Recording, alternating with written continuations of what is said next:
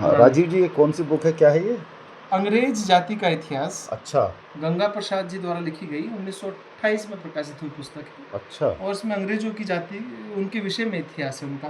और साथ में इससे ये भी एक बड़ी महत्वपूर्ण किताब है, ये भी इसी के आसपास 1-2 वर्ष पुरानी किताब है। इसका नाम है गुलामी। तो इसके लेखक है कृष्ण बिहारी मिश्र जी। तो इससे पता चलता है कि उस समय गुलामी के प्रति या गुलामी को किस रूप में हम तत्कालीन लेखक हमारे साहित्यकार देखते थे।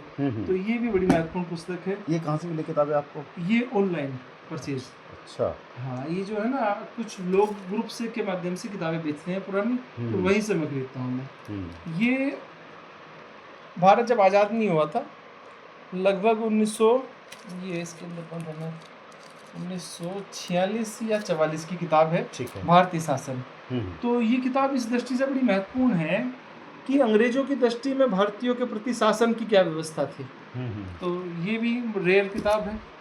एक ही किताब है दिल्ली का किला, 1941 में प्रकाशित हुई ये किताब ही है। तो इसमें दिल्ली के किले की बहुत सारी रोचक जानकारियां हैं जो आज अनुपलब्ध हैं, जो नहीं मिलती, या जिनको कुछ अपने तरीके से समय समय लोग बदलते रहे। लेकिन 1941 में लाल किला कैसा था, इसकी पूरी जानकारी इस किताब में है। ये बहुत रेयर किताब है, बहुत रेयर किताब है।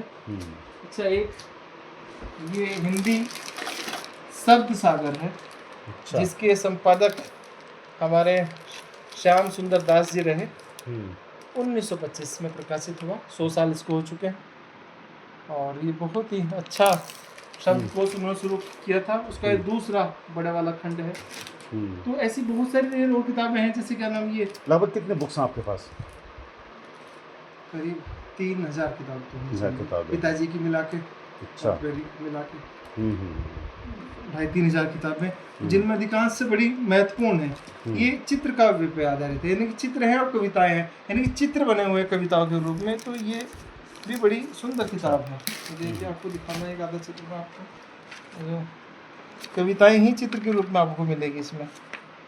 जैसे चित्र, ये भी पूरी कविताएं है अपने आप में। जैसे ये एक कविता है चित्र के रूप में, और ये हल बना हुआ है, और ये एक कविता है इसके अंदर छिपी हुई, ये पूरी कविता है। तो चित्र काव्य पे एक कब की बुक है? 1925? नहीं 1925 की नहीं, तो बाद की है। ये है 1989। मतलब, लेकिन अब अनुपलब्ध में ही है किताब, तो अच्छी है। ये बहुत सुंदर किताब है जगदीप भाई, हिंदुस्तान एकेडमी की अभिधान अनुशीलन। और अनुशीलन का अर्थ होता है विशेष शोध, रिसर्च, विशेष ज्ञान। अभिधान मतलब है ज्ञान। तो विशेष प्रकार का अभिधान का अर्थ है नाम संबंध, नाम उसका अनुशीलन है। इसके अंदर भारतीय संस्कृति में जितने लोगों के नामकरण हुए हैं उनका क्या महत्व रहा है, नामकरण किस आधार पर होता है। ये बहुत ही सुंदर किताब है और बहुत अनुपलब्ध जैसी है। ये किताब है सार्थवाह, ये मोती चंद्र जी की किताब है, जो ये भारत के प्राचीन रास्तों पर आधारित पुस्तक है। अच्छा। और भारत के प्राचीन मार्ग कहाँ कहाँ को थे, 1-2 उसके नक्शे भी दिए गए हैं इस पुस्तक के साथ में। अच्छा। तो बहुत ही ये अद्भुत है कि तत्कालिक प्राचीन काल में भारतीय मार्ग किस प्रकार रहे और कहाँ कहाँ से वो कैसे कैसे जाते थे, जलमार्ग क्या रहे। और इस पुस्तक में एक खास बात आपको बता दूं जगदीप भाई, कि इसमें जब भारत के 2 प्राचीन मार्गों की बात की गई है, उत्तरापथ और दक्षिणापथ। अच्छा। तो उत्तरापथ जो था प्राचीन काल का, वो सहारनपुर से होकर चलता था। अच्छा, कहाँ से कहाँ कैसे?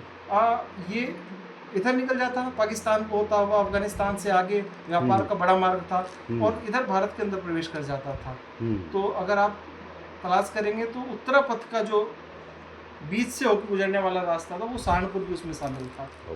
हाँ, ग्रांड ट्रंक रोड तो बहुत बाद में है, उससे पहले प्राचीन काल में भारतीय जो व्यापार करते थे पश्चिमी दिशा में, तो उत्तरापथ से करते थे। उत्तरापथ का बहुत वर्णन मिलता है, यहाँ की मौर्य काल में तो बड़ा महत्वपूर्ण था उत्तरापथ। तो सहारनपुर का नाम इसके अंदर पुस्तक के है कि उत्तरापथ पर सहारनपुर यहीं से रास्ता जाता था।